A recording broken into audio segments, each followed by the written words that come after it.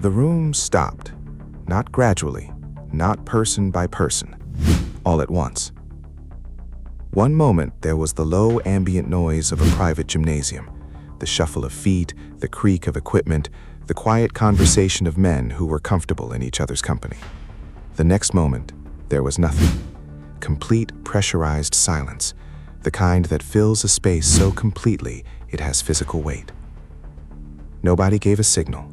Nobody called for quiet. They stopped because of what they were watching. Two men, facing each other, neither one moving. Muhammad Ali, the most recognizable athlete on the planet, 6'3", 236 pounds, a human being engineered by 15 years of professional violence into something that barely fit the word man anymore. Standing perfectly still. And across from him, Bruce Lee, 30 years old, 133 pounds, standing with his hands at his sides and his feet balanced, and his eyes absolutely, terrifyingly calm. 30 seconds. That's how long it lasted. 30 seconds of two men doing nothing except existing in the same space and looking at each other. And when it was over, every single person in that room understood something they had not understood before they walked in. This is what they understood. Hollywood, California, the spring of 1972. The location was a private facility connected to the film industry, the kind of space that existed in the ecosystem between entertainment and athletics that Los Angeles cultivated in that era. A real gymnasium, professional quality, available to the right people through the right connections. Not a public gym, not a studio set. A working space used by stunt professionals, athletes in town for filming, trainers who serve the intersection of celebrity and sport. The occasion was informal. Muhammad Ali was in Los Angeles for a series of speaking engagements. His professional boxing license had been reinstated. The Supreme Court had unanimously reversed his conviction the previous year. He was fighting again. He had beaten Jerry Quarry, beaten Oscar Bonavena, had the first fight with Frazier, was rebuilding the trajectory of a career that the government had tried to dismantle and failed. He was also, characteristically, everywhere at once. Meetings, appearances, training sessions, social engagements. Ali in Los Angeles was Ali at full voltage, filling every room he entered, generating the specific electromagnetic field that made people stop and stare and feel that they were standing next to history. Bruce Lee was in Los Angeles working, and To the Dragon was in pre-production. The film that would make him internationally famous was being assembled, and Bruce was deeply, obsessively involved in every component of it. The fight choreography, the script, the philosophy embedded in the narrative. He had spent years working toward a film that would finally show Western audiences what he had been building in practice halls and private sessions for a decade, and he was not going to let it be made incorrectly. Between production meetings, he trained. He always trained. Training was not preparation for Bruce Lee, it was existence. The inquiry he pursued through his body every day of his life, regardless of what else was happening around him.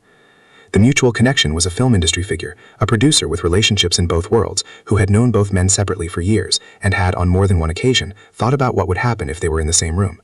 He made it happen. The arrangement was completely informal. No press, no announcement, no structure.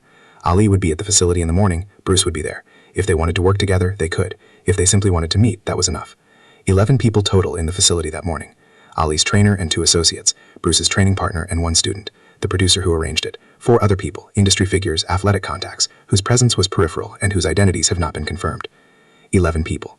No cameras, no record, only memory. And memory, as it turned out, was enough. To understand the 30 seconds, you need to understand what each man was carrying when he walked through that door. Muhammad Ali in 1972 was operating at a level of public existence that had no real precedent. He was not simply a famous athlete, he was a symbol of resistance, of principle, of what it looked like when a human being chose something larger than personal comfort and refused to be moved. The government had taken 3 years from him, 3 years at the absolute peak of his physical prime, when he should have been fighting, and instead was in legal limbo, watching lesser men hold a title that belonged to him. He had survived it, he had come back, and in coming back, he had become something beyond a boxer. But inside all of that, inside the symbol, inside the public mythology, was a fighter. A pure, distilled, obsessive fighter. A man who had spent his entire life in the dedicated pursuit of a single question. What does this body know, and what is still left to understand? That question was alive in him every morning. It was alive in him when he walked into the Hollywood facility in the spring of 1972. Bruce Lee in 1972 was at the edge of the recognition that was about to change his life completely, and he knew it, and he was watching it approach with a quality of attention that most people would find difficult to maintain while remaining centered. The film was coming, the fame was coming. He had prepared for it in the sense that he had built something real enough to withstand it, but the preparation was internal, philosophical, and it required constant maintenance. He was also, in the spring of 1972, in the best physical condition of his life. The people who trained with him in that period, the small number of students who had access to him during the Enter the Dragon preparation, described something in his body that year that went beyond fitness, a quality of readiness that was not muscular but systemic, the nervous system, the decision speed, the integration of philosophy and physical response. Everything he had been working toward for a decade had arrived at a moment of convergence. He walked into the Hollywood facility that morning carrying 10 years of accumulated understanding in a 133-pound body. And Ali walked in carrying 15 years of professional mastery in a body that was, by any objective measure, one of the greatest instruments of athletic excellence the sport of boxing had ever produced. These two things were about to occupy the same room. The first hour was conversation. Ali arrived first. He was always early when curiosity was the motivator. The performer instinct that made him habitually late to appearances was overridden, on the occasions when he genuinely wanted to know something, by the competitive instinct that wanted to be there first and be ready. He was in the gymnasium proper when Bruce arrived, working through a light shadowboxing routine. Not a training session, a warm-up, the body's way of coming online in an unfamiliar space. Bruce worked in with his training partner and his student. He saw Ali immediately. Impossible not to. The man occupied space the way monuments do. He nodded once. Ali stopped his shadowboxing, looked at him, and grinned. The producer made introductions. Hands were shaken.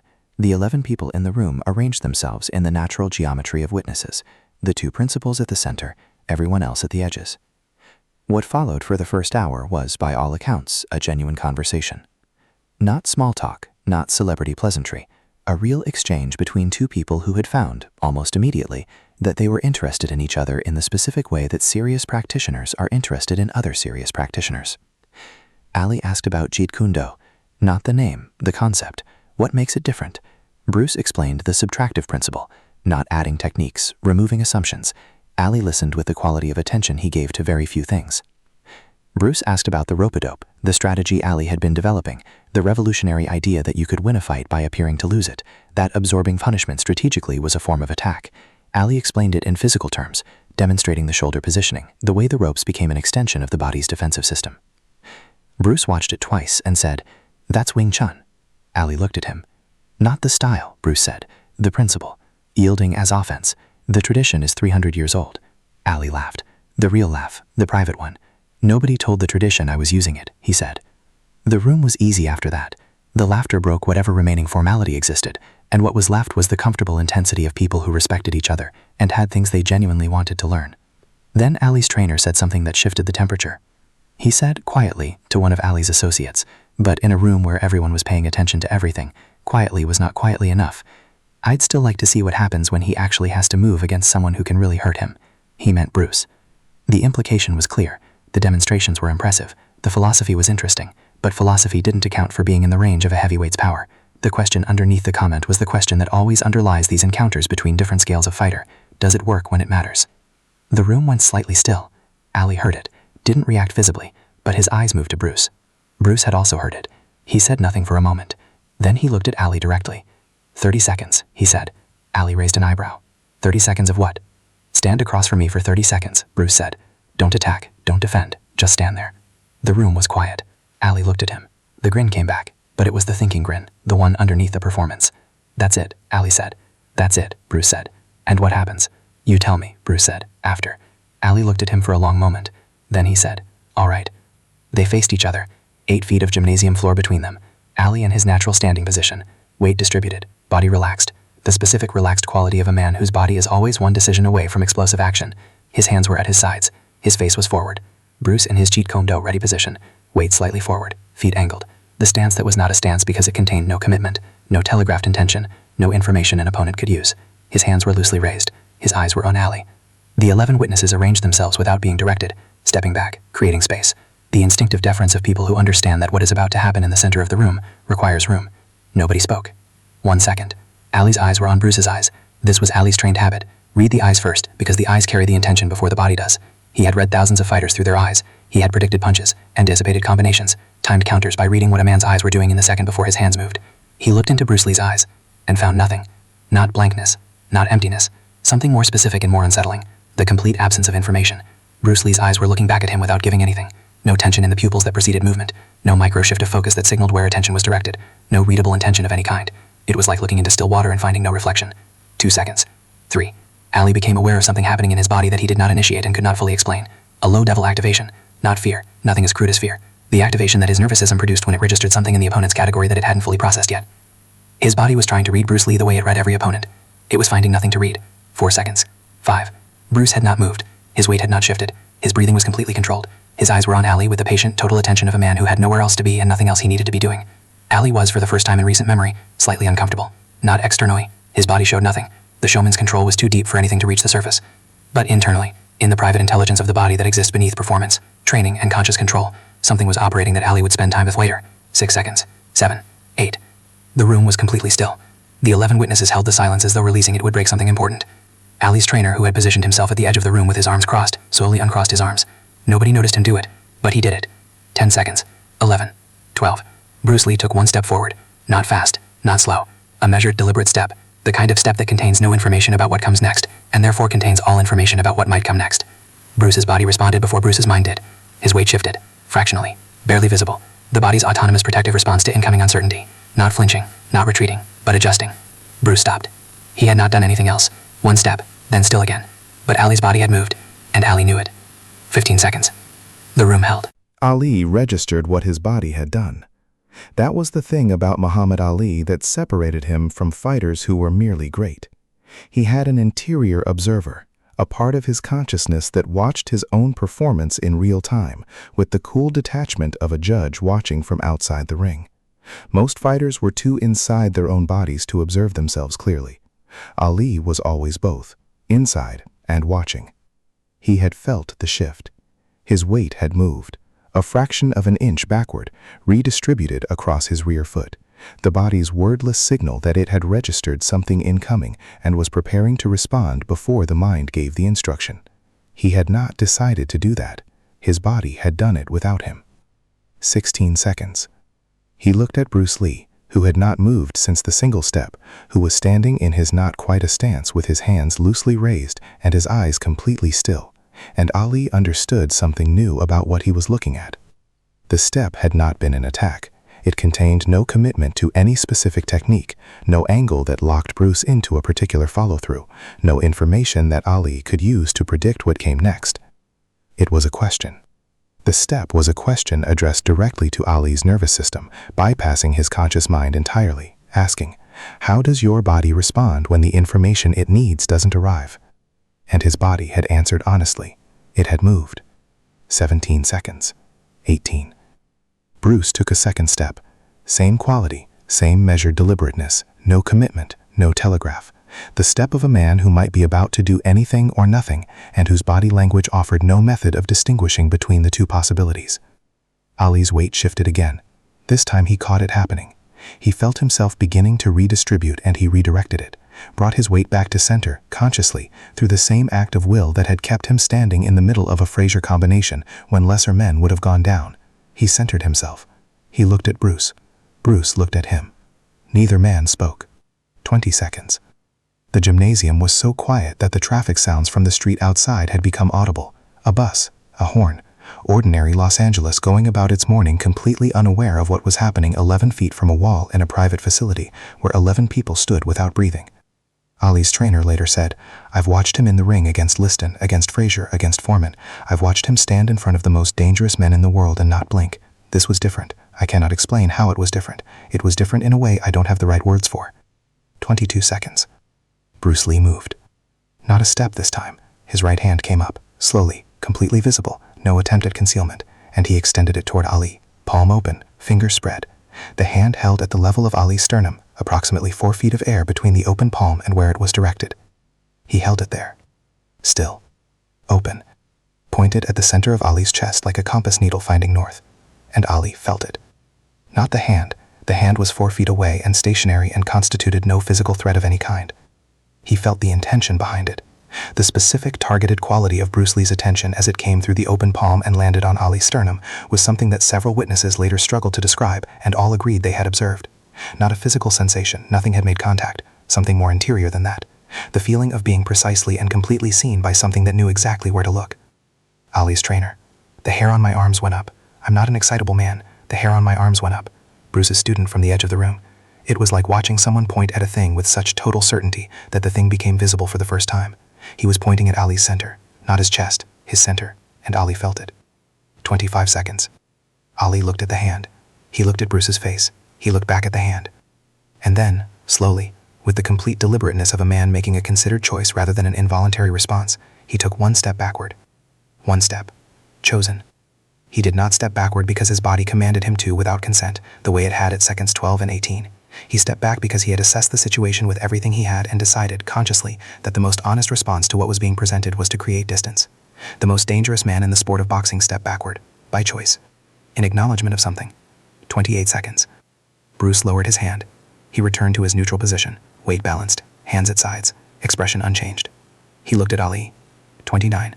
30. Time. Bruce said. Nobody moved. Not immediately. The 11 witnesses held the stillness for several seconds after Bruce spoke, the collective paralysis of people who have been inside something and aren't yet ready to return to the ordinary world on the other side of it. Ali stood where he had stepped to. He was looking at Bruce with an expression that his trainer, 15 years at his side, a man who had catalogued every version of Ali's face, later said he had never seen before and could not fully name. Not shock, not humiliation, not the theatrical exaggeration Ali deployed when he wanted to perform surprise. Something private. Something that was being processed in real time, in the body, before the mind had finished formulating it. He said nothing for a full 10 seconds. The gymnasium was silent. Then Ali said, quietly, without theater, in the register that meant he was talking to himself as much as to the room. What was that? Not a question. The inflection of a man making an observation about something he has just experienced and is not sure how to classify. Bruce looked at him. That, Bruce said, was the space before the technique. Ali absorbed this. I moved, he said. The admission completely direct. No performance of not moving. No deflection. Just the fact, stated plainly. Your body moved, Bruce said. You brought it back. That's the difference between a trained man and an untrained one. The nervous system responds to the unknown. The trained man recovers. Ali looked at him. But I moved first. Yes. You didn't do anything. I did one thing, Bruce said. I removed all the information your training taught you to expect, and your body responded to the absence. Ali stood with that. The room around them was completely still. 11 people holding the quality of silence that descends after something true has been said in public. Ali's trainer had uncrossed his arms. He had not recrossed them. He stood at the edge of the room with his arms at his sides and his face carrying the expression of a man who has just had a significant assumption quietly, irrevocably dismantled. He had made the content, what happens when he actually has to move against someone who can really hurt him. He meant it as a fair question. The answer he had just received was not the answer he had been expecting, and it came from a direction he hadn't considered. The question wasn't about what happened when Bruce Lee faced a more powerful opponent. The question was about what happened when a more powerful opponent faced Bruce Lee. Those were different questions. He was understanding now. The 30 seconds became 2 hours. Nobody planned it. Nobody suggested a structure. It happened because two men had just established, through physical means, that they were interested in each other at the level that matters, the level of the craft, the level of the question underneath the technique. And neither of them wanted to stop. Ali showed Bruce the jab sequence he had been refining for the Foreman fight he was already planning, the specific timing of the double jab that set up the right hand, the way he varied the speed of the first jab to create a false read in the opponent's defensive system. Bruce watched it 3 times.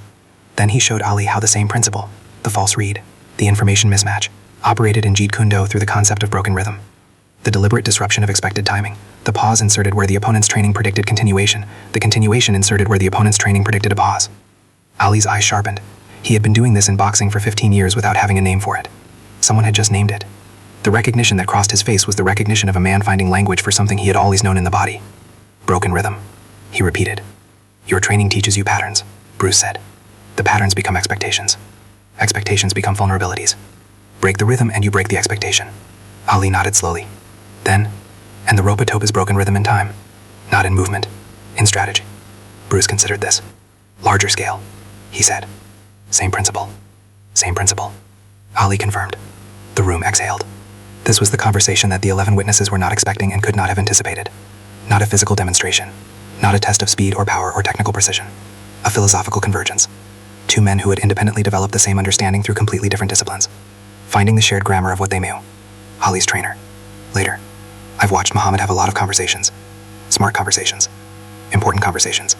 I watched him talk to Malcolm, to Howard Cosell, to scientists and poets. I saw a particular thing on his face when he was receiving something real, something that was going to stay. He had that face for 2 hours in that gymnasium. Near the end of the 2 hours, one of Ali's associates, young, enthusiastic, not trained as a fighter himself, asked the question that was probably inevitable. He asked who would win, between the two of them. If it was a real fight, who would win? The room went slightly uncomfortable. Not because it was a bad question, but because it was the wrong question. The kind of question that takes a complex truth and tries to collapse it into a simple answer it cannot hold. Ali looked at the associate. Then he looked at Bruce. Then he said with a grin that was always both performance and sincerity simultaneously, "Ask him. He's the one who made me step back." Laughter. Real laughter. The room released the slight tension of the question in a wave of genuine warmth. Bruce smiled. An actual smile. Rare. Complete. The expression of a man who was enjoying himself. Then he walked to the heavy bag that hung in the corner of the facility. He stood in front of it. He set his feet. He looked at Ali. "Watch the hip," he said. He threw the kick. What the 11 people in the room saw, and what they described in consistent terms across separate accounts giving years and decades apart, was a kick that the heavy bag did not swing from but launched from. The bag, filled with sand, weighing in the range of 75 pounds, left the vertical plane of its hanging position and traveled horizontally, describing an arc that the physics of a pendulum weight do not account for, until the chain above it snapped taut at an angle, and the bag swung back with a crack. The room was silent. Ali looked at the bag. He looked at the hip. He looked at Bruce. "The hip," Ali said. "Everything comes from the hip," Bruce said. "The hip is the source. Everything else is transmission." Ali stood quietly for a moment. Then he walked to the heavy bag, still moving slightly on its chain, and put both hands on it, stilling it, feeling the residual force in the bag's mass, the energy still present in the material. He held the bag, and he was quiet. His trainer said it was the longest he had seen Ali quiet in 15 years. The morning ended. People collected jackets. Conversations dissolved into pleasantries. The specific decompression of a serious session moving back into ordinary social life. Ali and Bruce stood together for a final few minutes, apart from the others. What passed between them privately has not been reported by either man. What is known, they shook hands. Not the formal shake of people who met once and parted politely, the specific grip of people who have been serious together and are acknowledging it. Ali's trainer watched the handshake from across the room. He said years later that it was the handshake of two men who recognized each other as belonging to the same rare category, the category of people who had followed a question about the body's limits further than almost anyone else on the planet, from opposite directions, and arrived somewhere close to the same place. The 11 people left the facility and went back into their separate lives. No press release, no announcement, no item in any publication. The story moved the way all true stories from closed rooms move, slowly, underground, through trust. For years it was nothing but a whisper in the right circles. You hear about the time Ali and Bruce Lee were in that gymnasium in Hollywood? Come on, I'm telling you, I know someone who was in the room. What happened? Always a pause before the answer. The kind of pause a person takes when they know that what they're about to say will sound either impossible or insufficient. Ali stepped back. Ali doesn't step back. He stepped back. There is a concept in Jeet Kune Do called the intercepting fist, the strike that doesn't wait for the attack to fully arrive before responding, but meets it at the point of origin. Most people understand this as a physical technique, a timing principle, the fastest route between perception and response. But Bruce Lee's notebooks, dense, obsessive, filled with diagrams and quotations and philosophical arguments that range from Wing Chun to Zen to Western boxing to Descartes, reveal that the intercepting fist was always for him a metaphor as much as a technique. What are you intercepting? Not just the punch, the intention behind the punch, the gap between the opponent's decision and the opponent's action, the space that exists in every human movement between the mind's command and the body's execution. Find that space. Live in that space. The 30 seconds in the Hollywood gymnasium were a demonstration of that space. Bruce had not struck Ali. He had not threatened him. He had not deployed any technique from any system. He had simply occupied a particular quality of presence, total, readable to nothing, generating no information that Ali's extensive training could process, and waited for Ali's nervous system to respond to the absence. It did. Because that is what nervous systems do. They are built to respond to the unknown by preparing for the worst case. When information is absent, the body doesn't conclude that nothing is happening. It concludes that something is happening that it cannot read, and it prepares. Bruce Lee had spent years learning to be unreadable, not as a trick, not as a performance, as the deepest expression of the principle at the center of his practice. Remove everything that isn't the movement. Remove the tells, the habits, the trained responses, the emotional leakage, the physical anticipation that telegraphs intention. Remove everything. What remains is the movement itself, initiated from nothing, arriving without announcement, present before the opponent's system registers the departure. That was what Ali's body responded to in the 30 seconds. Not a threat, not a technique. The absence of information in a body that should have been generating it. The silence where the telegraph should have been. The water with no surface. Muhammad Ali went on to do what Muhammad Ali did. The Foreman fight, the thriller in Manila, the long, brilliant, punishing final years of a career that had been interrupted by the government and survived it, that had been written off by experts and defied them, that had given the world a standard of athletic and moral excellence that has not been equaled since. He carried broken rhythm into the ring against George Foreman and Zaire, and used it on the largest scale possible. The whole fight has a broken rhythm. The rope-a-dope has the most audacious misread in the history of heavyweight boxing. Foreman threw himself empty against a man who was yielding, absorbing, waiting, and then, in the 8th round, filled the space that Foreman's exhaustion had created. Same principle. Larger scale. Bruce Lee completed Enter the Dragon. The film was released in August of 1973. Bruce had been dead for a month. He never saw the response. The worldwide explosion of recognition that finally convinced him what the blue and in private settings had understood for years. The philosophy made visible. The body that had spent a decade removing everything unnecessary, moving in front of cameras that finally had the technology to capture some fraction of what it could do. He had been right before the world had the language to confirm he was right. He was 32 years old. He left behind notebooks that researchers are still working through, a philosophy that has shaped every combat sport practiced in the world today, a standard of physical and intellectual integration that remains, 50 years later, a destination rather than a point of departure. He weighed 130 pounds. He made Muhammad Ali step back. Not by being more powerful, not by being more dangerous in any conventional sense, by understanding something about the relationship between presence and information and the body's response to absence that nobody else had understood so completely. He had found the space before the technique, and he had learned to live there permanently. 11 people were in that room. 11 people watched two of the greatest physical minds of the 20th century stand 8 feet apart in a Hollywood gymnasium and do, for 30 seconds, almost nothing. And in that almost nothing, in the 2 steps, the open palm, the involuntary shift of the most disciplined body in boxing, the chosen step backward, the acknowledgement, something was demonstrated that no camera recorded and no document confirmed. The demonstration was this. The most dangerous thing in any encounter is not the largest force present. It is the presence that cannot be read. The silence where the information should be. The water with no surface. Ali felt it. He was honest about it, as honest as he was about everything that mattered, beneath the theater, beneath the performance, beneath the legend he was simultaneously living and constructing. He stepped back. He said, "You made me step back." And that acknowledgement, from that man, in that gymnasium, in front of 11 people who carried it out into the world in whispers for decades, is the most complete description of what Bruce Lee was that exists. Not the films, not the statistics, not the records. The acknowledgement from the greatest. You made me step back. 5 words. The whole story. 2 men. 8 feet of gymnasium floor. 30 seconds. One of them made the other's body move without touching it. And the one who moved, the greatest fighter in the world, looked at the one who hadn't, and said the only true thing left to say. What was that? Now you know. If those 30 seconds stayed with you, if you felt something in that gymnasium, in that silence, in the moment Ali's weight shifted before his mind had finished deciding, then you already understand what this channel is for. We find the moments history decided not to film, the rooms with no cameras, the encounters between extraordinary people that moved underground for decades because the people inside them understood that some things are too real for documentation. There are more rooms, more silences, more moments where the limits of what the human body can do were tested by someone who had followed the question further than anyone was supposed to go. Subscribe, hit the bell, share this with someone who still thinks the most dangerous thing in any room is the biggest thing in it. Because in a Hollywood gymnasium in the spring of 1972, the most dangerous thing in the room weighed 130 pounds. And it never touched a single person. It didn't need to.